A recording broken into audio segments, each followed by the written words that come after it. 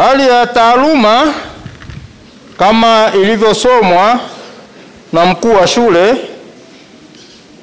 nadhani kila mmoja amesikia. Kwa upande wa kidato cha pili, wale waliofanya mtihani mwaka 2024, ufaulu ulikuwa 93.8. Na katika mtihani huu wa kidato cha pili, shule yetu ya Oldiani ilishika nafasi ya 7 kati ya shule 36 zenye kidato cha pili. Kwa upande wa mtihani wa kidato cha 4, mtihani wa taifa wa mwaka jana 2024, ufaulu ulikuwa 98.2. Na nafasi ya shule ilikuwa ya 9 kati ya shule 34 zenye kidato cha 4.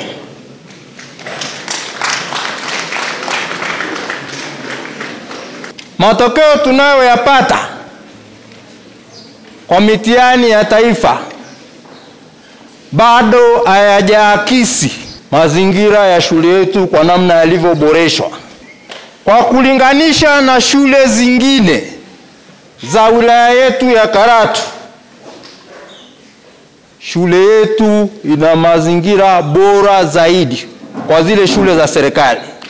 Ina mazingira bora zaidi ambayo yanamwezesha mwanafunzi anayejituma kusoma vizuri na kupata matokeo mazuri.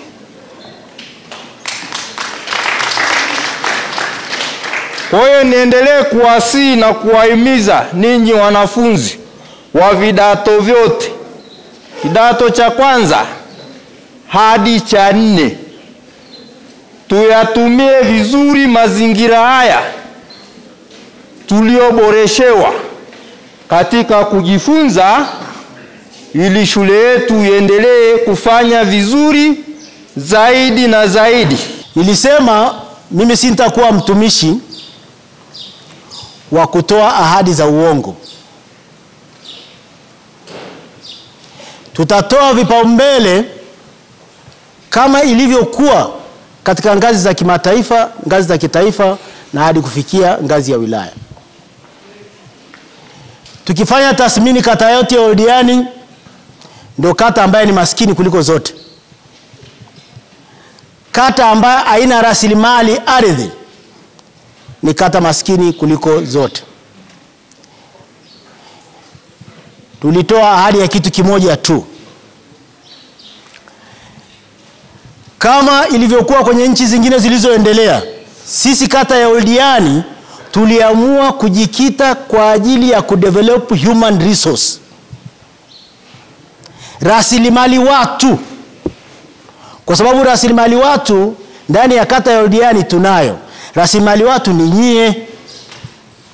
Ili kuondokana na umasikini uliokithiri, tuliahidi kuwapeleka watoto wetu shule, kuanzia shule ya msingi, sekondari na vyuo, wapate elimu iliyokuwa bora.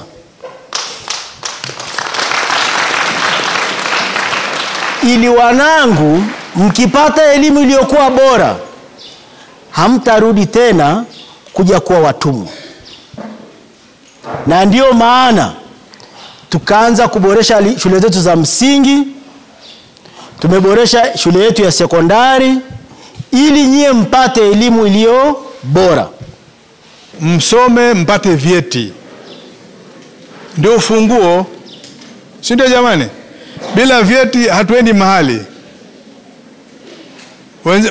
Wengine wanapata shida sana, hawana vyeti, wana ujuzi lakini hawana vyeti, mshahara unakuwa mdogo. Tuko pamoja? Sasa tusome. Tumewaletea shule, tumewaletea wafadhili, wapo wengi, Sasa kazi yetu tusome jamani, na starehe tusiendekeze.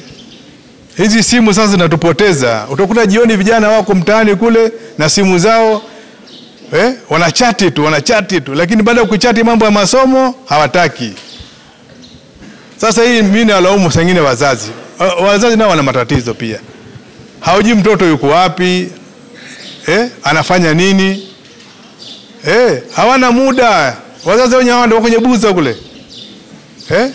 Akirudi jioni ndio hivyo, ameiva 2 kwa 2. Sasa mwalimu anapata shida, katibu kata anapata shida, mtendaji wa kijiji anapata shida. Inakuwa kero tupu.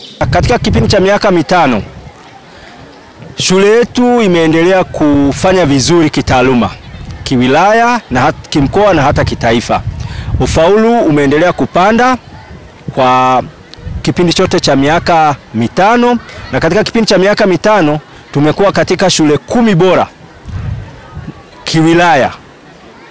Na hali hiyo imetokana na nini? Hali hiyo imetokana na ushirikiano mzuri wa walimu, ushirikiano wa wazazi, bodi ya shule, lakini na wadau wa maendeleo walioko katika kata yetu.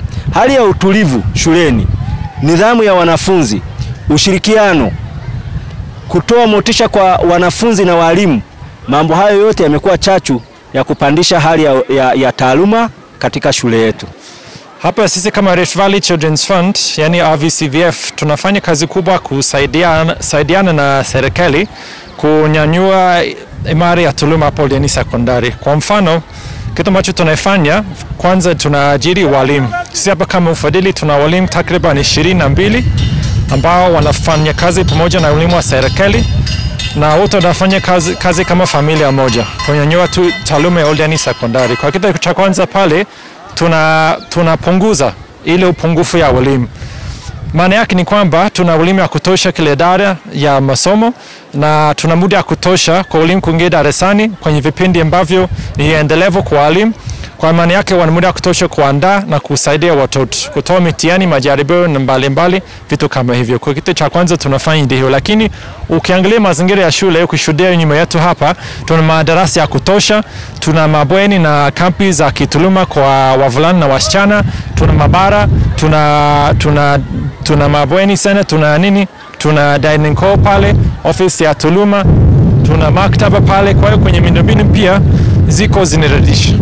Kutoka na hayo miundombinu, maana yake ni kwamba mazingira ni nzuri, ni utulivu, ni salama kwa watoto kujisomea na kupokea haya mafunzo kila siku kutoka walimu. Nawapongeza wazazi kwa kujitahidi kutoa yale ambao wamepaswa kuwafanyia watoto wao. Mengine tunawashukuru wale wahisani wetu kama Rift Valley na Tanja, tunawashukuru kwa msaada wao wa chakula.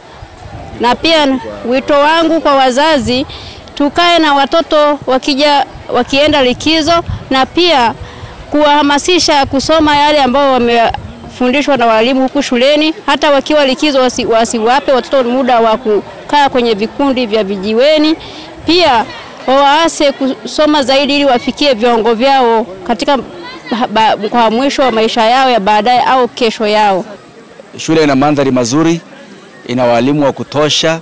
Shule pia ina wahisani ambao wametusaidia sana kwa upande wa majengo ya bweni na hata kwa chakula.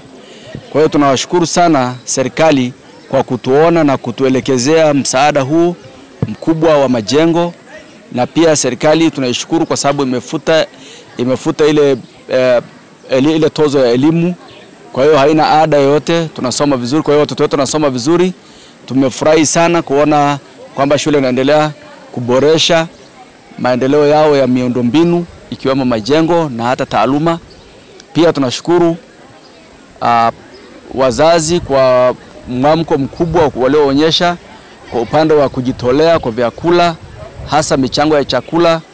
Kwa kweli tumeona kwamba shule yetu imeboreka sana kwa sababu watoto wanapata chakula kwa wakati na pia wanajisomea kwa wakati.